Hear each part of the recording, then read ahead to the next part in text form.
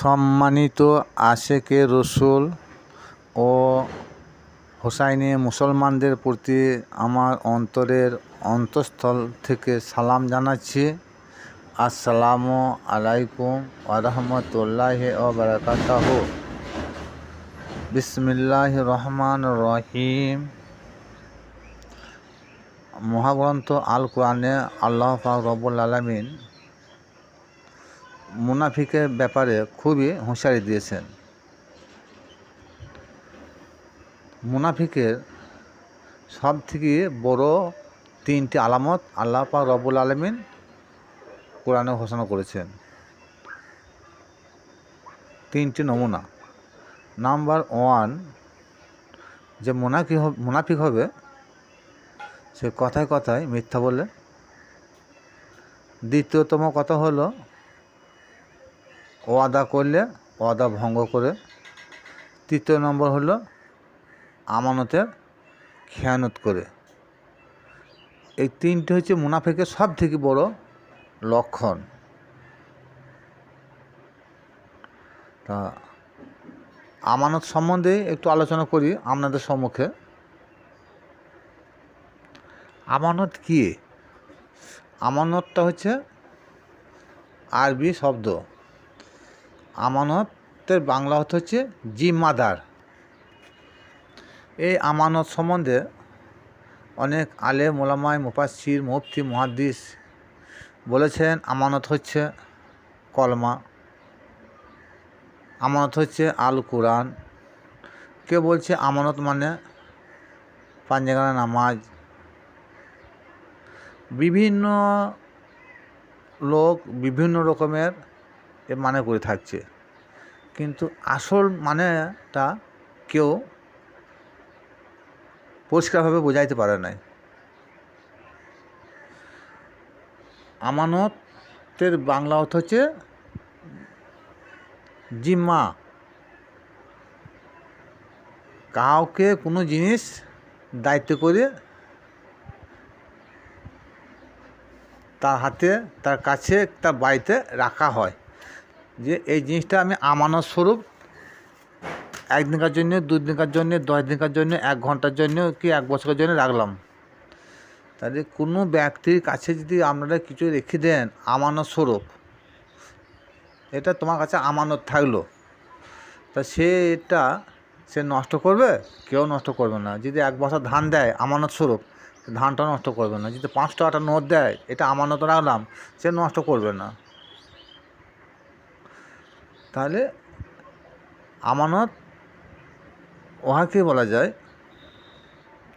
যে কোনো ব্যক্তি কাউকে যদি আমানতের জিম্মাদার করে, তাহলে সে দিন বলো, রাত বলো, বাদল বলো, বর্ষা বলো, শীত বলো, গ্রীষ্ম বলো, যখন খুশি যে কোনো অবস্থায় সে যখন আমার কাছে চাবে যে গো আমি তোমাকে সেই 50 কেজি কি 60 কেজি কি 500 টাকা আমানত রেখেছিলাম, সেটা আমাকে দাও, আপনারা কী করবেন? চাওনার পরেই সেটা ধান হোক, চাল হোক, টাকা হোক, সোনা হোক, তাকে তার হাতে তুলে দেবেন। তা এইটা হচ্ছে আমানতের বৈশিষ্ট্য। যে আমানতের ভার আল্লাহ বলছেন পাহাড় পর্বত আসমান কেউ নিতে পারে না। কে নিল? শেষ পর্যন্ত বোকা ইনসান দায়িত্বভার নিলেন। তাহলে এই আমানতটা কী? আমানতটা নামাজ, কলমা, রোজা কি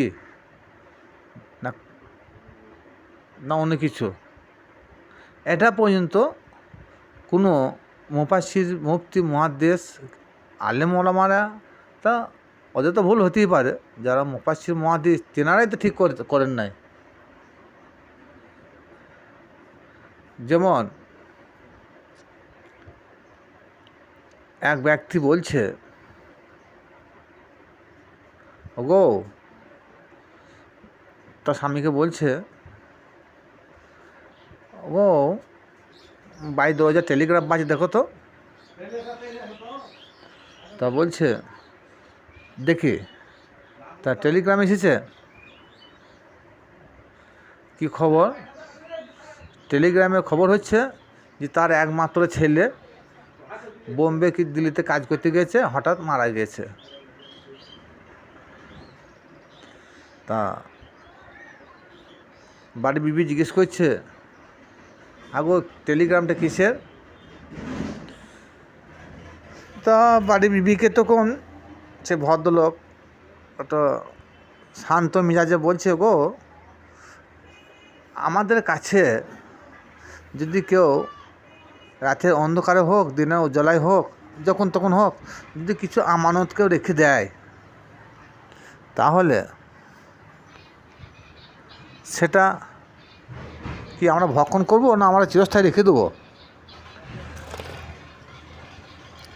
বিবি কি বললেন জানেন? বিবি তখন বলছে, সে রাতের অন্ধকারে হোক আর দিনের উজ্জ্বলাতে হোক, যে কোন খুশি যে কোনো অবস্থায় চাইলে তার আমানত জিনিস তাকে তার হাতে তুলে দিতে হবে। বলতে এতে আমাদের কোনো কষ্ট?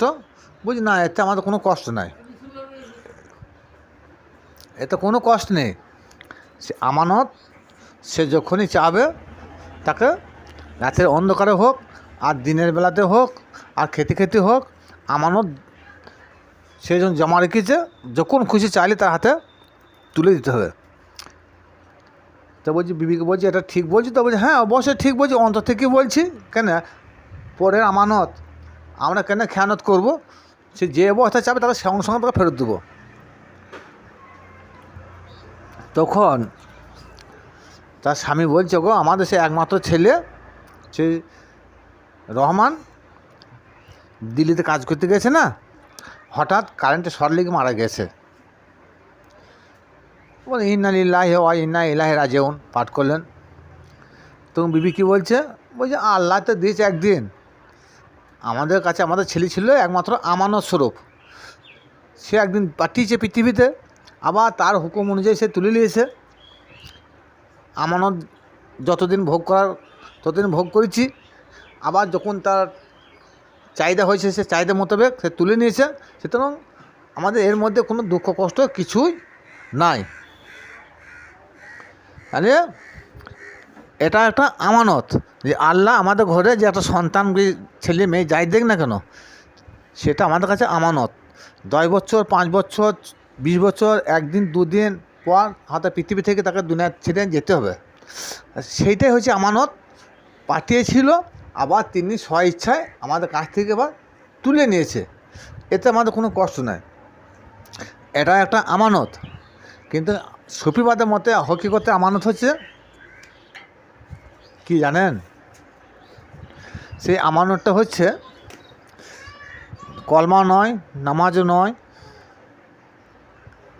দান সদকা কিছুই নয়, কোরআনও নয়, সেটা হচ্ছে রূহ। এই রূহ কোরআন পাকে বলা হয়েছে না ফাকতু ফি হি মি রুহি, সূরা কাহফের মধ্যে আছে এটা। যখন আদম মাটির তৈরি ছিল পুতুল আকারে, তখন তার নড়াচড়া করার কোনো ক্ষমতা ছিল না।